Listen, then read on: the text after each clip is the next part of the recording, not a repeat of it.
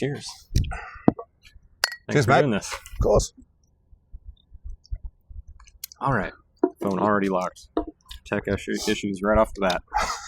That's how I do it. Get all the tech issues out of the way right up front. At least you don't need to remember to charge your limbs. Oh, man, I can't even imagine. Which I forget all the time. And I'm walking around and my leg goes flat, my arm goes flat. You got a stiff leg and a hand that doesn't do anything. Right. I don't care how long it's been. It is not normal to have to remember to plug in your limbs. Yeah, that doesn't seem intuitive at all. So, just right off the bat here, I know your backstory, but some of my viewers don't. So let's just pretend for a second that we just met. Who are you and what do you do? My name's Paul DeGelder.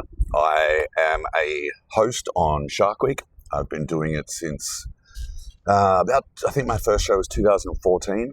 I got into Shark Week and shark conservation because I was attacked by a bull shark when I was for lack of a better word, a bomb disposal diver in the Navy. We call it a clearance diver. Before that, I was Army Airborne for 4 years. So had a pretty long career in the military. And then, you think you live in the dream, traveling the world, blowing stuff up, shooting guns, jumping out of Underwater bomb disposal aircraft. sounds like a pretty wild niche. I'm riding my big black Italian sports bike and I live at Bondi Beach and I'm absolutely living the dream. Heck yeah. And then you turn up to work one day and a 10-foot bull shark attacks you. Yeah, we were just listening to your audiobook actually on the way down here and on the drive to Fort Lauderdale. And the story, it's really interesting. So you were saying you were doing laps like around a warship or something? Kind of, yeah. We were pretending to be attack swimmers, and the R&D department of the military were testing unmanned video and sonar to see if they could detect Track us. you. Okay. Yeah, and so the goal would be take it anywhere around the world. You could put it on your ships, you can put it on the wharf, wherever you are. Flick that on, you can just leave it, and it will track. The video will track the surface for attack swimmers, and the sonar will detect underwater for attack divers. And then, alarms come off, we come kill the bad guys. But they needed to test it first, obviously. So we were the guinea pigs. And so my new guy, Lockie, was in the water first. And after about 30 minutes, I pulled him out of the water. The guy you were swimming with was named Lucky? Lockie. Oh, okay. Lockie. Yeah, no, he was in the water first. So it was me and three of my teammates. That would have been too ironic. Yeah, I know, right? Super lucky. Everyone told him he should buy a lottery ticket after that because I pulled him out, jumped in and got attacked by the bull shark about 4 or 5 minutes later. Wow. Yeah, so he'd had probably been stalking him first. And where we were diving, it's right alongside the Navy base, right in Sydney Harbour. And so we've dived and worked there for decades. This is not a strange place for us to be, and we've never seen bull sharks, but the water is also super murky. And so we know bull sharks like that. I remember seeing the footage you guys did down there. Was it this year or last year? Last year, me and Maddie. Yeah. That was... I wouldn't dive in that kind of thing. Yeah, it was pretty sketchy. And we had dumped so much chum on the bottom as well. Because that makes it so much better. So, that's kind of like the footnotes. It's been an adventure. I'll give it that. And you talked a little bit about how you used to think of sharks before the attack and how after. I'm really curious, what was that shift? And is there like a specific moment where you had that sort of change of mentality? I don't know if I'd say I hated sharks. I just didn't care for them. I didn't know anything about them. So I just thought we should kill them all. And that way we can swim in the ocean and not have them to as like a hazard, maybe. Yeah. Like, what's the point? Why do they need to be there? I didn't know. I didn't educate myself. I was busy working and doing stuff and enjoying life. So I'm like, let's just kill them. Right. And then after the attack, I did a couple of media interviews and they asked me if I blamed the shark or I held any ill will towards sharks in general. And I thought about it, I was like, I really don't. Even though I didn't like them. I was petrified of sharks. My teammates used to put pictures of great whites on my locker and mock me and say that they saw that out in the harbour the other day to scare the crap out of me. And they were like, of all the people that had to get attacked, it had to be Paul. And so I didn't blame it though. Like, I chose a dangerous life. Like I said, jumping out of aircraft, bomb disposal underwater, land-based bombs, demolitions, all that crazy stuff. It's just another occupational hazard. You can't choose a dangerous path and then get upset when something goes wrong. That is the path you've chosen, and you have accepted responsibility for everything that could go wrong. All you can do is do that path to the best of your ability. And sometimes stuff goes wrong. So it wasn't the shark's fault. It was in its home doing sharky stuff, and I was just swimming along looking like a tasty morsel. And then it wasn't like one point in time that changed it. It was... Because I'm sure for a while, and correct me if I'm wrong, I'm sure for a while there's this moment right after, like while you're still recovering, right? That's just like, what's going on now, you know? Yeah. So I've just been through this horrific thing that must have been traumatic. What was the recovery like? Long and slow. Yeah. Two of the greatest things I've learned over the years is patience and perseverance. So we are just human beings. You can't expect to be able to do everything all at once, even though that's kind of how we get trained. You will learn, and you will learn right now, or you're going to die. I had to really pull back and slow down and just try and figure out how I was going to do what I wanted to do, and that was to get back to work. And I didn't know if that was even possible, but I really didn't have anything else. You know, I didn't have a career outside of the military. I was a bartender in a strip club. I was a rapper. I was a kitchen hand. Like, I didn't have a big career to fall back on. This was it. I loved it. And so I threw every ounce of my soul and being into my rehab, and the Navy didn't give me any rehab, but they didn't give me any counseling. So I was like, okay, I'm on my own. I'm used to being on my own. I've been kicked out of home since I was 17. My fault. I was a bad kid. Not my parents' fault. And so I'm used to being on my own. Okay, I got to do this alone. Done most of the stuff on my own, and I just figured it out. I just buckled down, cried myself to sleep more nights than I can even tell you. But, you know, the thing that helped with the sharks was, we have this saying in the Navy, knowledge dispels fear. And so the media, because my recovery was so quick, the media came to me every time there was another shark attack asking for my opinion, and I didn't know. And so I thought, well, I better learn about these animals so I can give an educated opinion instead of an ignorant opinion. Okay. And so I don't want to look like a dumbass on television. Go, yeah, those sharks and they bite. Probably do my homework. Yeah. So I started learning about them, learning about them. And the more I studied, the more I realized just how little we have to fear from them and how much they have to fear from us. And we all like an underdog story, right? We all like to go for the underdog. Right, yeah. I had a kind of similar story where, like, I was a kid. My mom was a flight attendant, so she was able to fly us down to Mexico Jeep. And I'll fall off one of those banana boats, right? I turn the wrong way and it flips, and like some reef shark or something brushed my foot. You feel that textbook sandpaper, and I lost my mind. Like, I didn't want to get in any water where you couldn't see the bottom. And I didn't until I was like, I think I was 27 when I got my scuba cert. And I was like, okay, well, if I'm going to start advocating for sharks, I'm going to have to actually go see them. You know, like, otherwise I'm just some hypocrite on land. Yep. And it was like, as soon as you see them underwater, or really just being underwater, immediately I was like, okay, this is the coolest thing I've ever seen. I don't really care about the fear anymore. You know? It's cool. It's just Bahamian background noise. Don't worry about it. You're good, fellas. Thank you.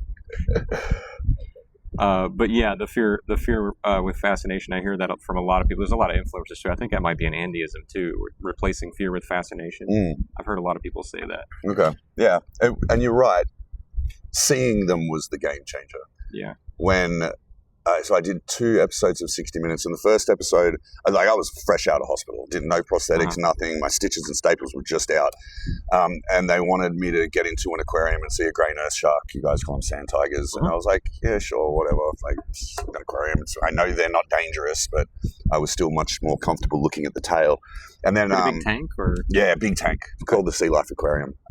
Closed down now, but then after 7 months, I managed to get back to work at the Navy Dive School as an instructor. And my recovery apparently was so good and so fast that 60 Minutes wanted to do another show, like, where is Paul now, 2 years later? So they wanted to take me to Fiji and actually go diving with bull sharks.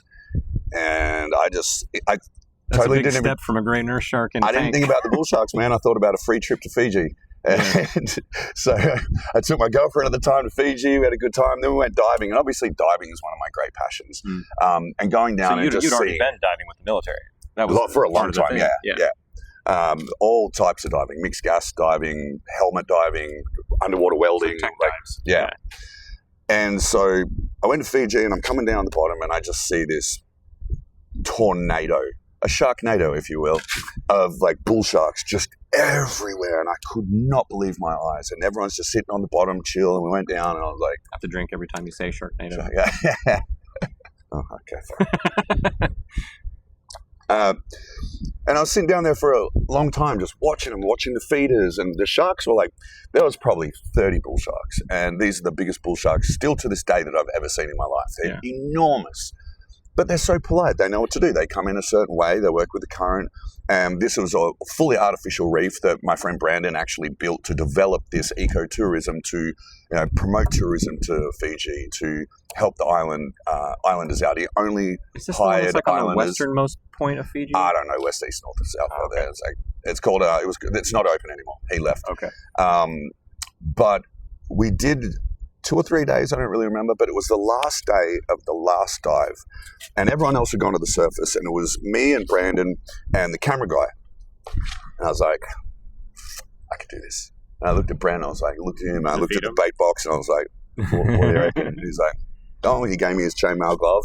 I looked at the camera, and he's like, yeah, I reached in there, and the cameraman moved around here, and the shark's coming in, and I fed it, and I freaked out, and I let go a little bit too early, and the fish head dropped right in the cameraman's lap. And he's like, so I'm like, one more go. And I fed it, and I was just like, oh my. They let you do it again after that? Yeah. I know. They let me feed here. I'm still amazed by that. But I did it, and after that, I was just absolutely hooked. And it made me realize, like, there is not a single large predator in the world that will let you share its space like a shark will. Like, you can't walk up to a bear, a wolf, a tiger, a hyena, a lion, nothing. Absolutely. And honestly, I feel like they would completely ignore us if we didn't have that bait in the first place, because they seem so uninterested in us. Like, we're marveling at Queen yesterday as she goes by, and like they just laser hone in on where the bait is. Yep, they're just following the scent. Yeah, exactly. But they are curious animals, as you've seen. So even if you didn't have bait, if you're flopping around on the surface, a tiger shark, they're going to come investigate. Right. But they're not necessarily going to eat you. But when something they know as food is available, they couldn't seem to give less of a crap about us. No, not at all. Yeah, they know what they're doing. They have sight fidelity here. They're somewhat habituated to this area. They know what they're going to get. And it's not like that. We're not drawing them in. We're not training them to like associate people with food. If that was the case, then people would be getting killed here all the time, and they just don't. People out here on their boats swimming all the time. People go out swimming and snorkeling, like you saw on the wreck today. Snorkelers everywhere. Yeah. Caribbean reef sharks didn't touch them at all. Yeah, Nothing. no. So it's just like A couple of them were pretty interested in my camera, I'm not going to lie. Oh yeah, the They were trying to 360 decide draws if them it in. Yeah. But they're just But you just this pull it away remarkable and creature that are being slaughtered. And if you did to a land-based animal what people do to sharks, you'd be thrown in jail. Yeah, 100%. You go out into a paddock and stick a big steel hook through a cow's face or a horse's face or a sheep's face, and you drag that thing around the paddock for an hour, that's animal cruelty. But just because we can't hear sharks screaming, it's okay. Yeah, it's okay. It's just a big dumb fish. Yeah, right? And they're so vital to the ecosystem, as you know, and probably most, or if not all of your listeners know. Like, not telling you guys something you don't already know, but it is in case they don't, I repeat it a lot. Huge passion for me to stand up. Like, I just thought one of the worst things you can do is have a platform and a voice that people listen to and not use it for good. Mm-hmm. And so I had this story, and people were interested in it, and I could stand up for this animal that has actually given me such a new lease on life and such opportunity that could and would never have happened if this shark attack didn't happen to me. And I'm not saying it was a blessing like some newspapers have said, and I'm not saying it's like the best thing that's ever happened to me like some articles said. It's just it has given me the opportunity to become a stronger, better person, and actually do something that I believe in that's better for the planet. And I stopped eating animals as well because I didn't want to be a hypocrite. I didn't want to... My worst military leaders were always the ones that were do as I say. I always want a leader. The best leaders would do as I do. Yeah. Lead by example. And so that's what I wanted to do. I'm like, I love the ocean. I love sharks. I love the sharks and the ocean protect us on the land as well. They give us the breathing oxygen and all that. So I'm like, okay, well, I can't eat any of that stuff anymore. So I'm with you I've on been that. plant-based for 10 years, and it has not affected me negatively in any way. So Clearly if it's not necessary, why do it? Yeah, no, clearly not. I've seen your posts with doing like at the gym days and all that stuff. That's my other passion. Yeah. I had to fill a lot of gaps because I can't really run anymore. There was a lot of stuff I can't do. So I just filled it with lifting heavy things up and down. And I love it. I love going to the gym, seeing my friends, hanging out, lifting weights, and then go home, have breakfast, walk my dog. And that's how I start the day every day. Nice. It's a good life. Hell and yeah. then I get to come here and hang out with you guys and go shark diving. Not terrible. You could do worse for sure. Mm-hmm. So you've pretty much answered that early on. The shift for you to wanting to advocate for them came as you learned more about them, as you were doing the research for the 60 Minutes follow-up stuff. So that kind of giving a voice to the voiceless. Question. Yeah, that's hugely important, especially like you said, with sharks, they don't have like expression. They can't. And they're not as emotive. Learning from the people that were already in the industry, I get called an expert a lot on the TV shows and stuff, but I'm absolutely not. I would never take that title away from the actual experts, the scientists. Even these guys that are out here diving and hand feeding, teaching people about sharks every day. I would say I'm a professional shark diving enthusiast. There you go. And I came up with a fun one actually. So some of my friends who stream refer to me as Twitch's shark expert, and I'm always like, hold the fuck on. I'm not. I was like, I don't have a degree in this stuff, and there's no such thing as a shark expert. Like, we know so little about these animals. How could anyone possibly be an expert, right? Well, I think expert's fine, the term expert, as long as they know, like, they're the people that know the most. Sure. And we have to, I want to learn from an expert. It comes with this connotation of, like, all there is to know, when really none of us do. No. But I think the term I came up with, I was talking to a friend who is a biologist, and it's an avocational shark behaviorist, meaning it's not my job, but I study their behavior for fun. That's too many big words, bro. I like it. I'm just going to go with shark diving enthusiast. I'll take my big nerdy words. You got the big brain, I got the simple brain. I hand feed sharks after losing a hand to a shark. I'm not that smart. I mean, you're doing something right. Yeah, I'm doing something right. You seem to be doing pretty well with yourself. So, speaking of which, so how did you go from that point to dealing with Shark Week? Did they approach you? Did you approach them? They had a show that was... I did an interview in 2013. I think the show was called I Survived Jaws. And we went back to where I got attacked, and the stunt guy to do the reenactment didn't turn up. So I was like, I'll do it. And they just looked at me like, what? You're going to do the reenactment in the water where you got attacked before? I was like, yourself? Yeah, whatever. Yeah. What's the chance of it happening twice? What could go wrong? Yeah, so I did that, and I think they were just impressed, and they flew me out to LA that year for the Shark After Dark when they were doing it, and they liked that. And then the next year, all of a sudden, I get this call from one of my now great friends, a producer called Matt Tomacheski. He's going, hey, I'm doing this show with a guy called Andy Cascarandi. All the scientists' experiments have failed. They've fallen apart, and I need to write a new story. Are you open to coming and doing a Shark Week show with me? And I was like, yeah, absolutely. No problem at all. So I went and did that and just had such an amazing experience, like learning about great whites from Andy, learning about how TV is filmed and all that sort of stuff, cage diving with great whites. It set the standard for me and Andy working together, though. Like, so much went wrong. We're in the surf zone on the jet ski. We've got this great white shark around us, but we've lost it in the waves, and none of us are looking. And wave hits the jet ski, both of us in the water. And I'm like, oh God, I've been here before. It's like, God, to be a log. Sharks don't attack logs, and so I'm just like in the water trying to pretend I'm a log. And he's going, I'm going to go get the jet ski. I'm like, hurry up. So that was a lot of fun. And after that, I was just kind of hooked, man. Like, I'd never seen a great white before. I saw a baby. What was your first time seeing a great white like? That was it.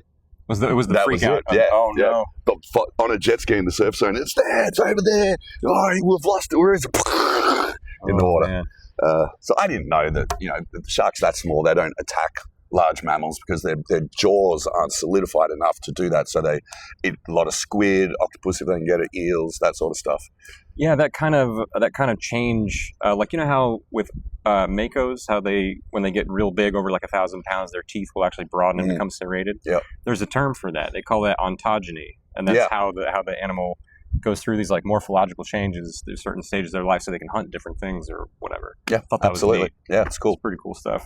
And the fact that they know they can do it intrinsically, and like just that No one teaches them. Like, I'm hungry. I need something bigger. Yeah. You look like a snack. Yeah. Ooh, Paul's looking delicious on his Navy mission.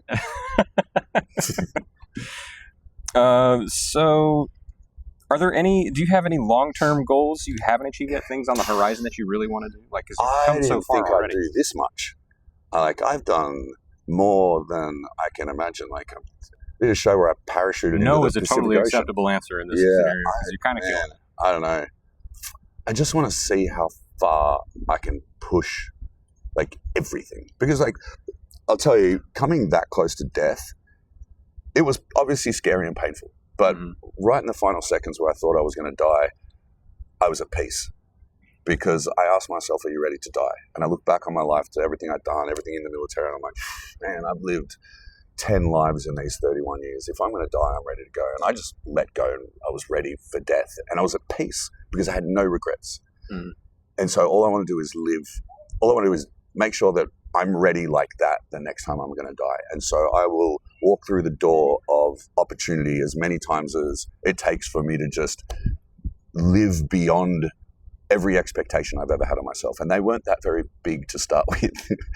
So everything is a plus from now on. And I'm so grateful that I have this second chance at life to live without clinging to the mortal coils of knowing that death's not scary. It's just the door to the next adventure. So I get to live free. That's heavy. Yeah, it feels pretty special. I can literally do anything I want now. Wow. That's deep, man. So there is actually, on a much more lighthearted note, kind of. So you saw the meme I made. Probably going to put that up on the screen at this point in the stream. That was, you mentioned looking down death's door. So speaking of which, there's that moment this year on Shark Week, where you're standing on the sled in New Zealand, and you start to step forward, and I mean that was horrific. Like, we paused it and we're like, what the hell? Like, we know he's still alive, but because he's told us to watch this, but like, what? Yeah. What is even going on? I just come off the back of saying, death's not scary and I can do anything. And I was literally terrified. Yeah. So what was going through your head in that moment? Like, walk me through that moment. I saw the whole, in those seconds, like half a second before I went underwater, I saw the whole thing play out. I'm going to get dragged underwater. I'm going to run out of breath. The boat's not going to notice. I'm going to have to let go of the pole. I'm going to pop to the surface. I'm going to have to swim back to the boat. They're going to be filming and I'm going to get breached on. And it's going to be the highlight of the show. Oh, man. I saw it all in my head like that. Thank God that didn't happen. I do that kind of like scenario role play in my head like all the time. Like the night before every dive, I'm thinking of everything could possibly go wrong. Did I remember to do this or that and that with that? With yeah, but that makes you prepared. Yeah, I suppose so. I feel like it makes me a worrywart, but I'll take prepared. Yeah, prepared. You're concise. I guess I should have led up to what was going on there. I'll insert a pause there and explain the whole SEAL sled and what was going on with all of that later. But really, that's all the major questions I had for you. Aside from, is there anything you want to promote? Anything you're working on that you want to tell people about? What am I working on? I got a couple of movies coming out next year. Actually, moved into film, which is really cool because when I go and work on a film, I'm not turning up to set wondering if I'm going to die. Mm-hmm. That's a nice change. That sounds like it. War Horse. I don't know the subtitle. It's a sequel to War Horse 1. So this is called War Horse 1 you were in, something right? else. No, I was just in the sequel. Oh, okay. And then one called Coyote with Mel Gibson. I just finished. Really cool. Filmed a 6-hour fight scene. It was really, really fun. Sounds exciting. For the Australians, if there is any, we've got a show coming out.